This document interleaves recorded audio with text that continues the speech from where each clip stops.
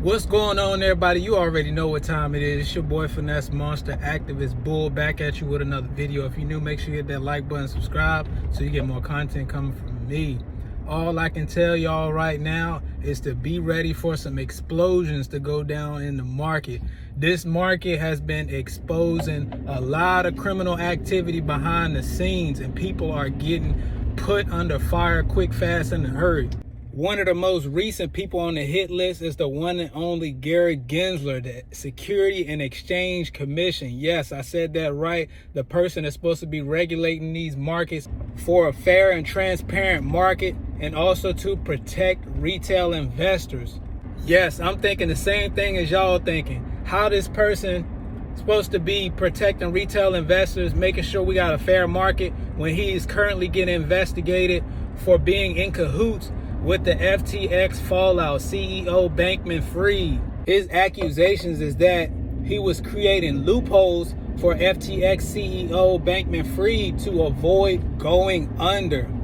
And FTX fallout and what they did behind the scenes has a lot of similarities to the broader market, all the manipulation, all the printing of synthetic shares, government printing all this cash, affecting inflation. Then you got FTX creating all these coins. Anyway, guys, I'm gonna show you this clip and I'm gonna let them explain it to you, but let me know what y'all think of the person that's supposed to be making sure we got fair markets and protecting retail investors getting caught up in this situation with the FTX fallout. Let's get into the clip.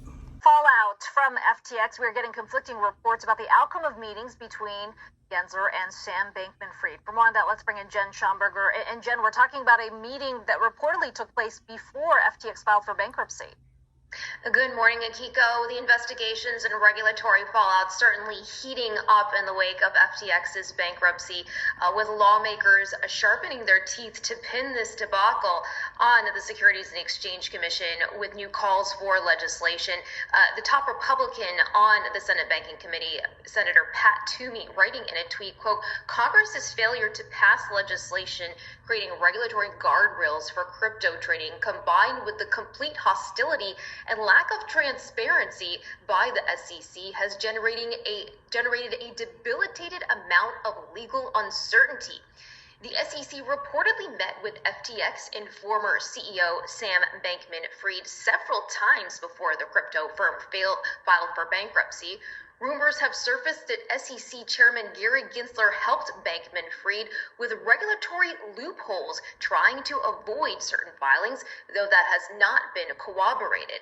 Representative Tom Emer tweeted, quote, "Interesting, Gary Gensler runs to the media while reports to my office allege he was helping SBF and FTX work on legal loopholes to obtain a regulatory monopoly.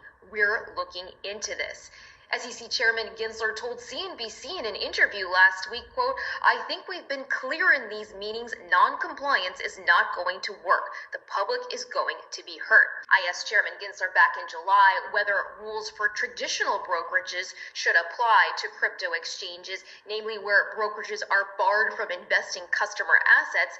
Gensler suggested to me that that should be the case and rules should be tailored for crypto. Yet in this case, FTX was reportedly using more than half of its customer assets to lend to its sister hedge fund, Alameda. Of crypto exchange FTX explodes, the CEO, Sam Bankman-Fried, investigated in the Bahamas after losing nearly $2 billion in investor crypto and declared bankruptcy for the company. Good morning, Maria. Thanks for having me. Well, it's unfortunate but not surprising that Bitcoin is drawing down because it was cross-collateral with a lot of these printed out of thin air crypto tokens. And really the lesson learned here is one about trust and counterparty risk. And I think a lot of people in the crypto world are learning a painful lesson about why Bitcoin was designed and why there's really no substitute. And Bitcoin was designed because we have a system of money that's built on trust, and that trust is constantly broken. It's been broken by governments that print money, debase the currency, and steal our savings through inflation.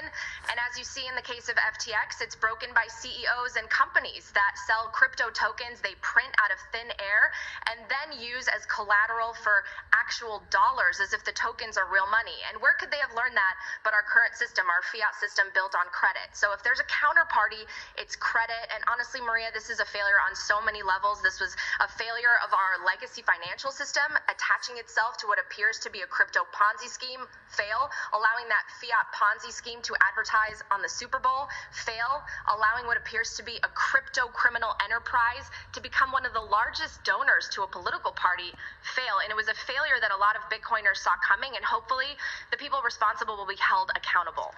When contagion happens, it's because everything is cross-collateralized and the system at large based on credit is so fragile. So we do see Bitcoin drawing down, and we can see other assets drawing down as people liquidate in order to cover cover their margins and their shorts. And so